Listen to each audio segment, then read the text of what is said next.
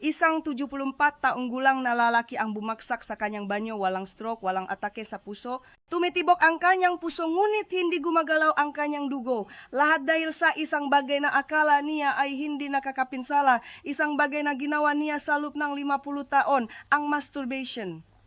Ngunit hindi lang ang mismong gawain, kundi kung paano niya ito ginawa ang makagaliang walang sinuman ang nakbabala sa kanya. Ako si Dr. Angela Mendoza, isang espesyalista sa kalusugan ng kalalakihan na may higit sa 60 taon ng klinikal na karanasan sa pagtulong sa mga matatandang lalaki na protektahan ang kanilang sirkulasyon, ibalik ang kumpiyansa, at muling pag-alabin ang intimasya ng walang matablata, kahihiyan o mapanganib na pamamaraan. Ginamot ko na ang retiradong marino, maadating CEO, malolo at masimpleng amang tahanan. At sa bawat kaso, isang bagay ang paulit-ulit na lumilitaw. Wala silang ideya na ang apat na karaniwang gawi sa masturbasyon na dating hindi nakakapinsala noong sila'y nasa edad 30 ay naging matahimik na sabotador pagkatapos ng edad 62. Bakit? Dahil iba na ang pagtugon ng katawan ng matatandang lalaki. Humihina ang mga ugat, bumababa ang nitric oxide at ang dating normal na pakiramdam ay maaring tahimik na ngayong nagdudulot nga pinsala sa tuwing iniisip mong naglalabas ka lang ng stress. Sa video na ito, ibubunya ko ang apat na pagkakamali sa masturbasyon na dahan-dahang bumabara sa sirkulasyon, sumisira sa intimasya at nagpapabilis ng pagtanda sa katawan ng lalaki pagkatapos ng edad 62, kasama ang masimpleng pagbabago na maaring muling pag-alabin ang iyong sigla at ibalik ang koneksyon na akala mo'y tuluyan ng nawala. At siguraduhing manatili hanggang sa dulo dahil ang ikaapat na pagkakamali ay isang bagay na automatikong ginagawa ng 9 sa 10 matatandang lalaki. At maring ito ang dahilan kung bakit bumibigay ang daloy ng iyong dugo sa pinakamahalagang bahagi ng iyong katawan. Bago tayo magpatuloy, kung hindi ka pa nakasubscribe, pindutin mo na ang button na iyan at iyon ang bell para hindi ka makaligtaan ng anumang tip na magpoprotekta sa iyong sirkulasyon, kumpiyansa, at intimasya pagkatapos na edad na si D. Kung nakakarelate ka sa video na ito, magtipanawan sa mga komento para ipaalam sa akin na nandito ka. Kung hindi, magtipa na 0. Palagi akong nakikinig at nakahanap ng paraan para mas mapagsilbihan ka. Magsimula tayo sa pinakakaraniwang pagkakamali, isa na tila hindi nakakapinsala ngunit tahimik na naglalagayng mapanganib na presyon sa iyong mga daluyan ng dugo sa bawat pagkakataon. Pagkakamali bilang isa, ang pagmamadali sa gawain, nagtitrigger ang vascular panic. Nakaupo ako sa harap nga 12-12 ng lalaki, nga matitipon ng lalaki na tumitingin sa aking nga mata at nagsasabing, Dok, gusto ko lang ng kaunting ginhawa, isang bagay na mabilis para maipsan ang tensyon. Nagsasalita sila ng tapat, minsan pa ngay may kaunting pagsisisi. Ngunit ang hindi nila napagtatanto ay ang maliit na gawin na ito, ang tahimik na routine na inuulit nila sa loob ng maraming taon, ay maaring tahimik na sumasabotahe sa kanilang pinakamahalagang nga sistema. Kapag ang isang lalaki na higit sa 62 ay nakmamadali sa masturbation, hindi niya namamalayang nagtitrigger siya ng tinatawag kong vascular panic. Tumatakbo ang tibok ng iyong puso, naninikip at mabilis na lumuluwag ang maugat ng dugo sa pelvic region. Ngunit heto ang problema. Sa pagtanda, ang iyong circulatory system ay hindi na nakakabawi tulad ng dati. Nabawasan na ang elasticity sa iyong mga arteries.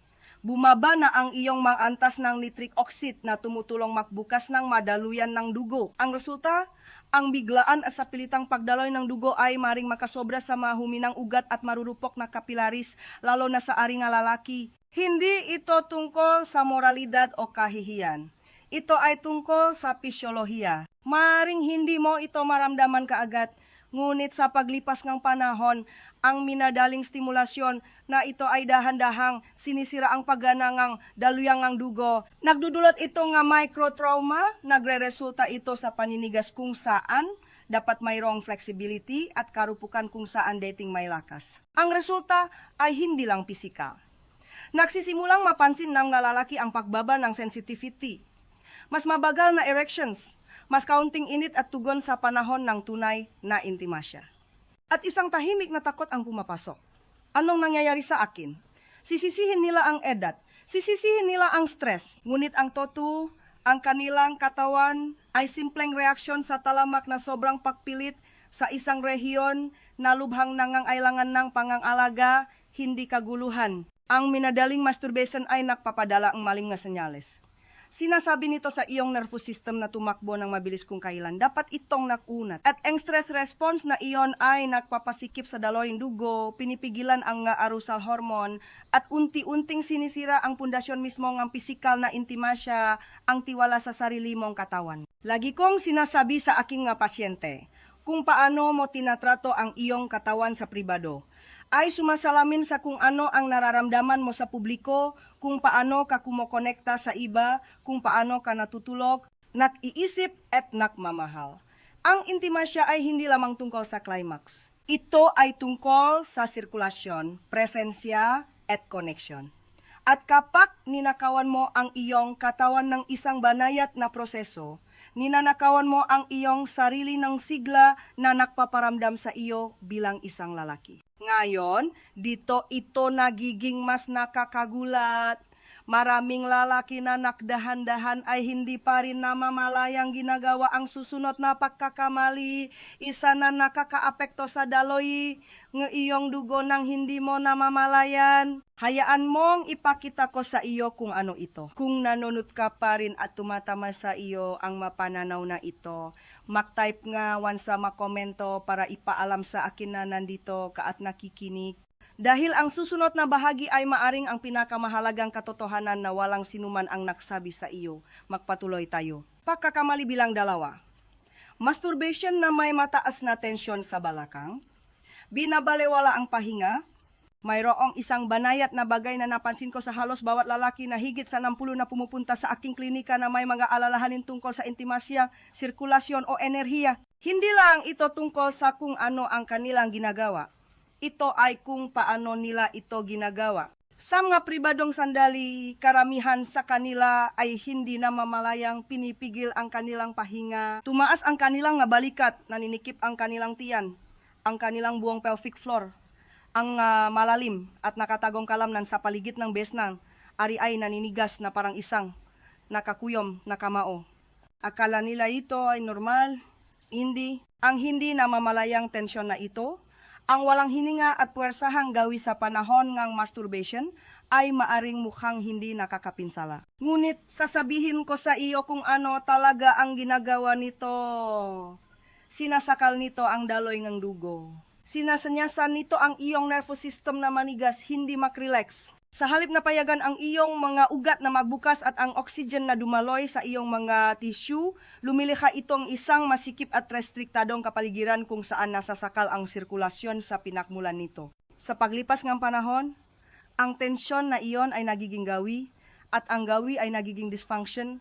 Kapag huminto ka sa paghinga, hihinto ka sa pagdaloy, hindi lang iyan isang metapora, ito ay pisyolohiya. Ang ari nga lalaki ay isa sa mga organ na pinakasensitibo sa dugo sa buong katawan. Nakadepende ito sa makinis at relax na paggalawng dugo, hindi presyon, hindi tension, hindi isang stress out na nervous system. Ngunit kapag mababaw ang iyong pahinga at naninikip ang iyong katawan, sumisikip ang iyong arteries, bumabagsak ang iyong antas ng nitric oxide at sa halip na itaguyot ang nagbibigay buhay na sirkulasyon, tahimik mong sinasakal ang mismong intimasya na iyong hinahanap.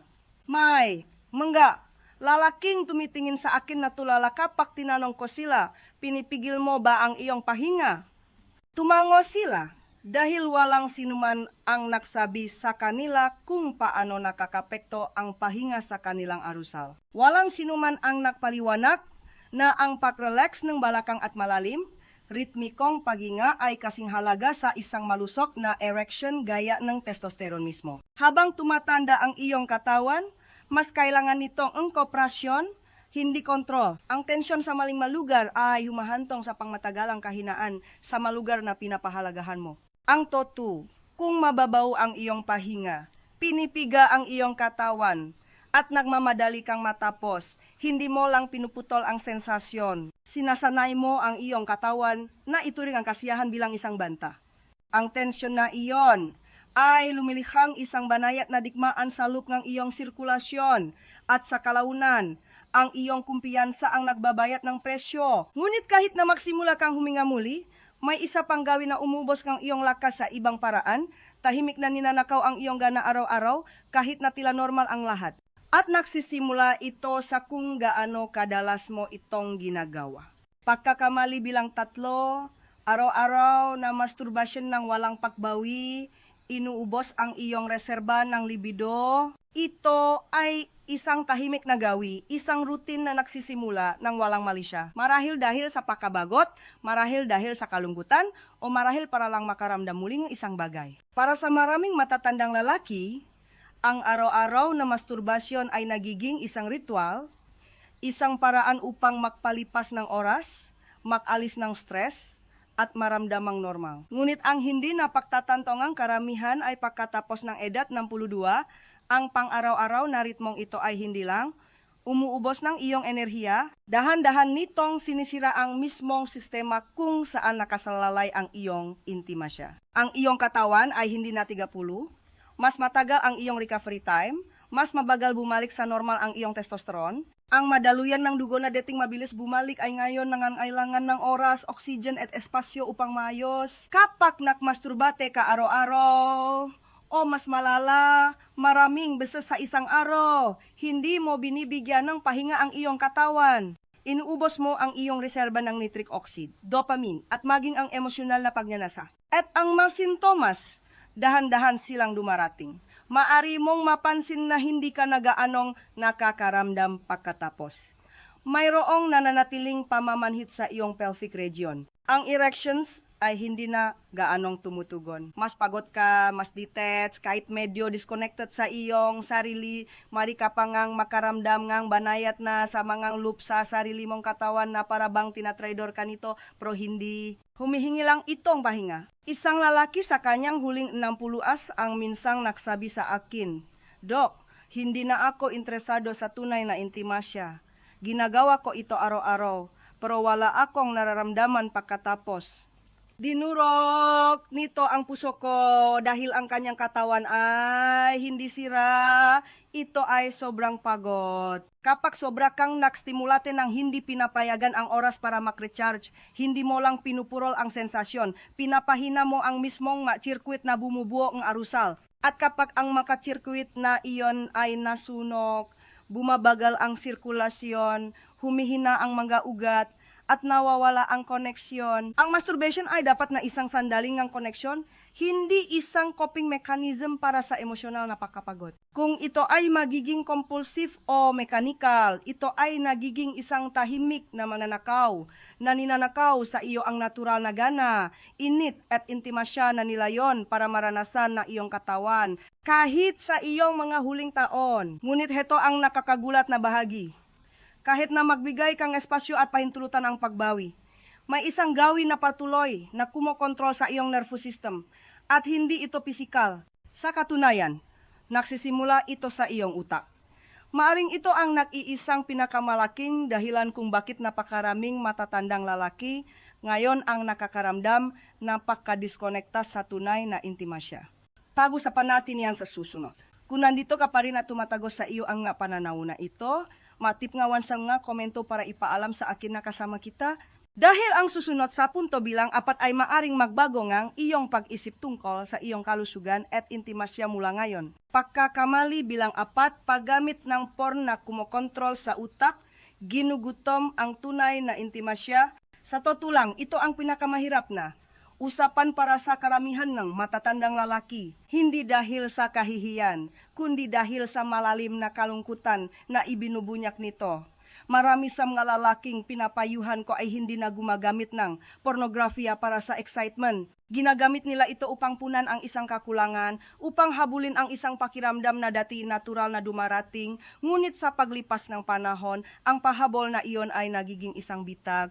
At sa oras na mapagtanto nila ito, ang pinsala ay tahimik nang kumakalat sa ilalim. Ang modernong pornografiya ay hindi na tulad ng 50 taon na ang nakalilipas. Ito ay mabilis, ito ay sukdulan, ito ay idinisenyo upang labis na pasiglahin ang iyong utak sa paraang hindi kayang tapatan ng totoong buhay. At ang ginagawa niyan, lalo na sa isang lalaking higit sa 62, ay binabago nito ang connection sa pleasure center ng utak, ang iyong mga dopamine receptor ay nagiging desensitized. Ang iyong mga pattern nga arousal ay lumilipat patungo sa pantasya, hindi sa realidad. At dahan-dahan nang hindi mo namamalayan, humihinto ang iyong katawan sa pagtugon sa tunay na hawak, tunay na pagiging malapit, tunay na intimasya. May mga lalaking umupo sa aking opisina, may luha sa kanilang mga mata na nagsasabing, "Dok, wala na akong nararamdaman kapag kasama ko ang asawa ko,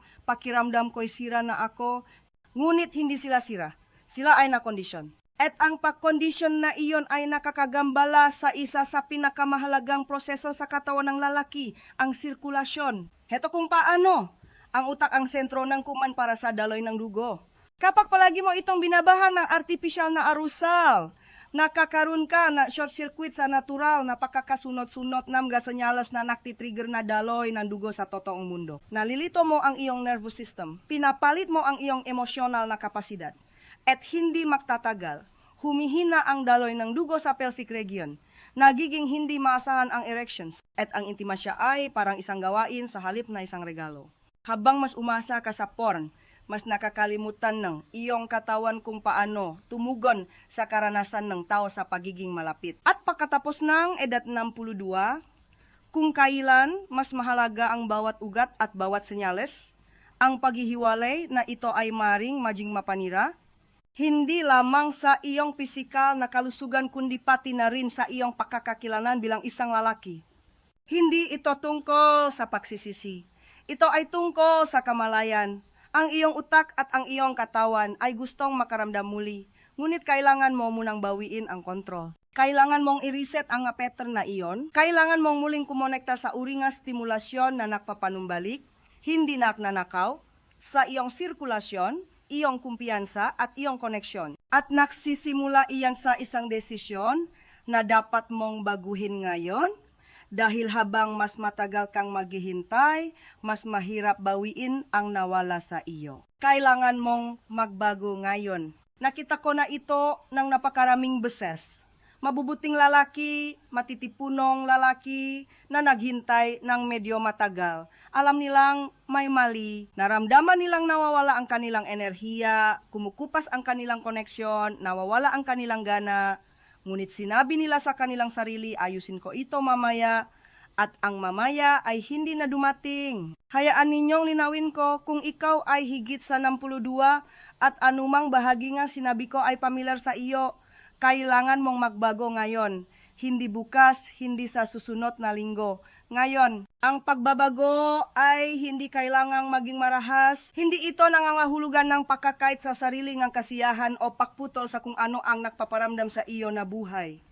Nangangahulugan ito ng pagbabago sa kung paano mo ito tinutugunan. Nangangahulugan itong pakikipaktulungan sa iyong katawan, hindi laban dito. At ang magandang balita, ang iyong katawan ay maaring tumugon ng mas mabilis kaysa sa iyong iniisip kapag binigyan mo itong ang tamang makondisyon. Magsimula sa pamamagitan ng pagdahan-dahan. Gawing hindi gaanong mekanikal at mas intensyonal ang iyong pribadong sandali. Tumutok sa malalim na paghinga, pag-relax ng iyong kalamnan at paggamit ng iyong pandama. Kung sanay ka sa visual stimulation, subukan ang isang bagay na mas malambot, marahil ay memory-based arousal o simpleng muling pakonekta sa pagipo at sensasyon. Ang malit na pag-ayos na ito lamang ay maaring magsimulang sanayin muli ang iyong nervous system at ibalik ang malusok na sirkulasyon. Bigyan ang iyong sariling pahinga sa pagitan ng sesyon. Hayaan ang iyong katawan na muling buin ang hormonal balance nito at mabawi ang sensitivity. Ang masturbation ay hindi dapat mag-iwan sa iyong pakiramdam na manhit, pagod, o disconnected. Kapag ginawa ng may kamalayan, maari itong maging isang tool para sa sigla, hindi pa kaubos. At higit sa lahat, kung umaasa ka sa high-intensity pornography, isa lang ang paglayo dito. Alam kong hindi ito madali, ngunit habang mas inilalayo mo ang iyong sarili sa mga artipisyal na sukdulan, mas marami kang mararamdaman muli emosyonal, pisikal at sa intimasya. Muling makre-rewire ang iyong utak, tutugon ang iyong daloy ng dugo, at ang dating akala mong nawala ay maaring magsimulang bumalik. Hindi ka pa masyadong matanda. hindi ka pahuli, at ang iyong pinakamagagandang taon ng koneksyon, ng kumpiyansa, ng tunay na pakiramdam na ikaw mismo, ay possible pa rin. Ngunit kung kikilos ka ngayon, ang pagbabago ay nagsisimula sa isang desisyon, at maari itong kumalat sa bawat bahagi ng iyong buhay, iyong kalusugan, iyong mga relasyon, iyong pagpapahalaga sa sarili. Dahil heto ang katotohanang natutunan ko pagkatapos ng 6 na dekada sa kalusugan ng mga lalaki. Karamihan sa mga lalaki ay hindi nangangailangan ng mas maraming tableta, mas maraming presyon, o mas maraming sikreto. Kailangan nilang kamalayan, isang plano, at isang taong magsasabi sa kanilang totoo. At sa ilang sandali, ipapakita ko sa iyo kung ano mismo ang hitsura ng planong iyon upang hindi ka na muling mahulog sa mga tahimik na pagkakamali na nagdala sa iyo rito. Tapusin natin ito ng sama-sama. Konklusyon, ang iyong kalusugan, iyong intimasya, iyong pagpili. Kung umabot ka sa puntong ito, gusto ko makipag-usap sa iyo.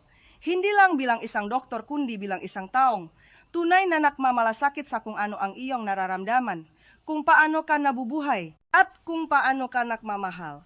Dahil ang pinag-usapan natin ngayon ay hindi lang tungkol sa masturbation. Ito ay tungkol sa sirkulasyon. Ito ay tungkol sa mga tahimik na pagpili na ginagawa natin sa likod nga saradong pinto na dahan-dahang humuhubok sa ating kalusugan, ating kumpiyansa, at ating koneksyon sa mga taong mahalaga sa atin.